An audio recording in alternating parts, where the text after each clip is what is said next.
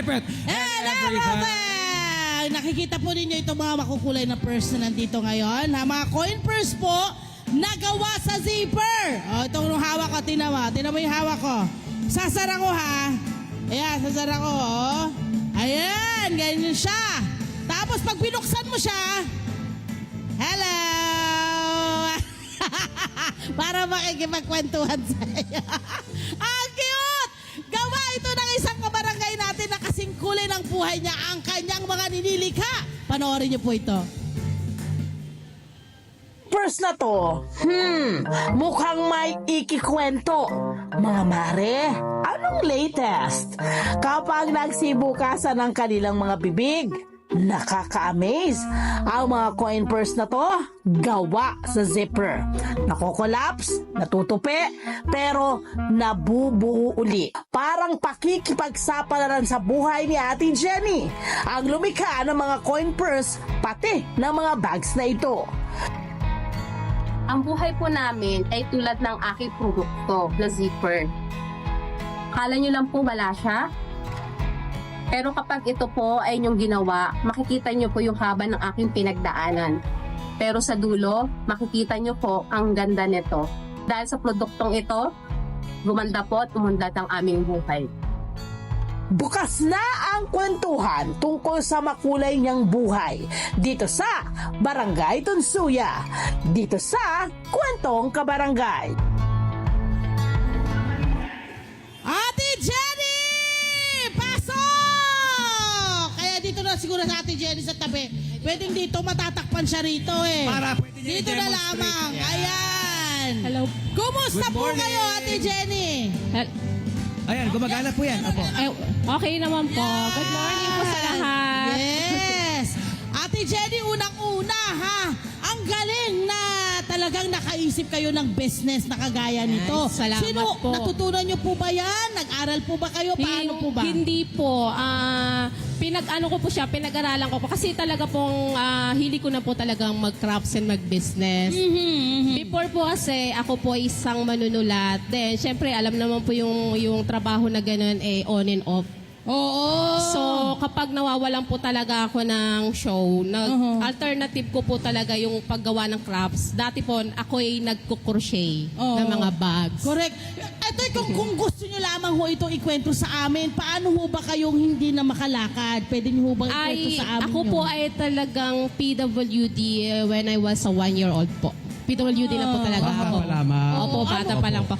Pero kaya po ako naka-wheelchair now. A year ago, last year po, of month of May, ako po ay na-aksidente. Yun. Okay. Saan ho kayo? Na-aksidente po. Anong aksidente po itong Self-accident po.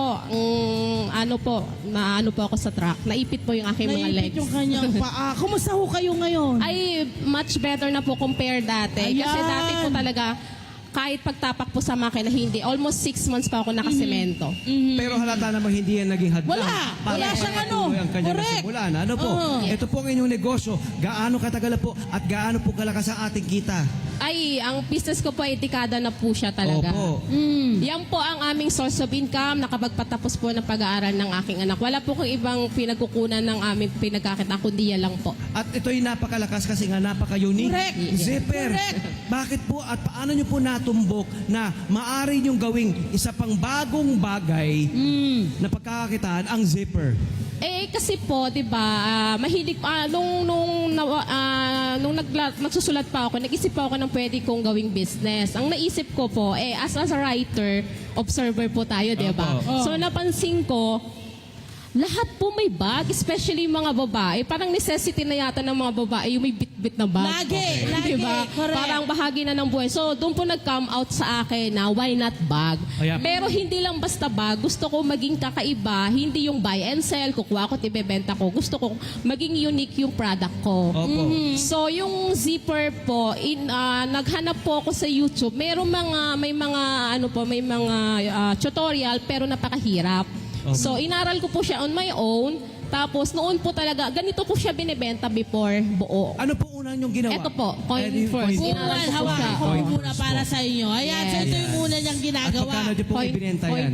Nung binibenta ko po siya, nakabuo po siya ng ganyan. Pero, nakabuo siyang ganito, pero pwede mo siyang Hindi ba? palasin. Opo, nung binibenta ko po siya, walang pumapansin. Wala pumapansin. Kasi para sa kanila, typical lang po siya na wallet. Oo. So, ang ginawa ko po, pag may lumalapit, Opo.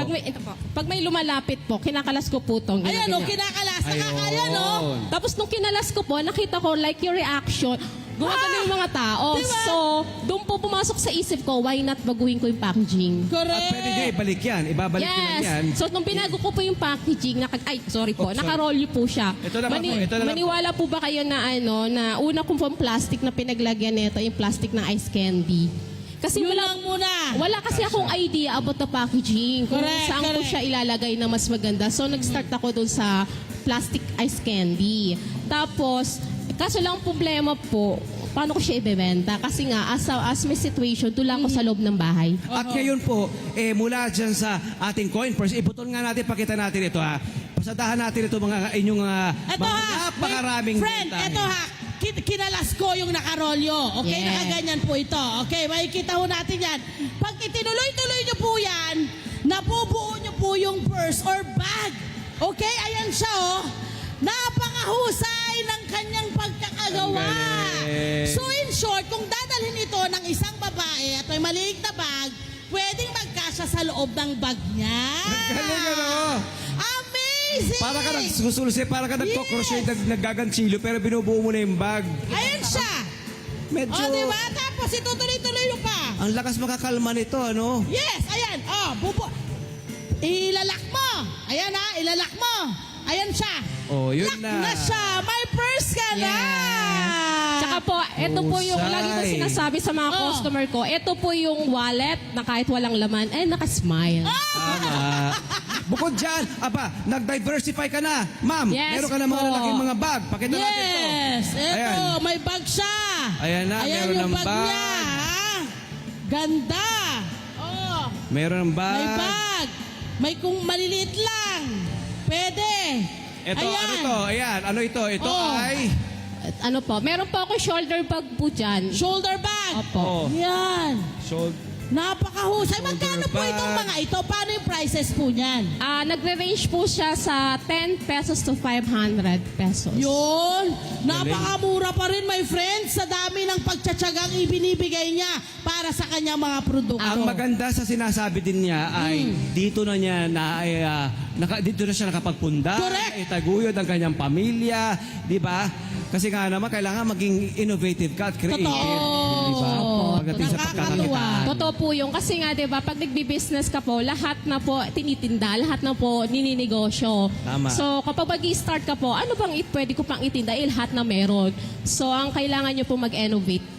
I-innovate Tama, nyo lang po. innovate At gusto ko tayo. lang po i-share kung bakit ganito po yung packaging ng aking product. Sige po, go. Kasi yung concept niya po, to amaze people, maging puzzle po siya, yung effort. Kasi nga, di ba, halimbawa, something like that po, itong bag, itong pouch po, ibibigay ko po kay ma'am. Ibibigay, ang ganda ng pouch. O, okay na-appreciate mo na, set aside. Pero kung ibibigay ko sa sa'yo na nakarolyo, di ba maiisip mo, Yes, paano to meron mo bubuin? dito?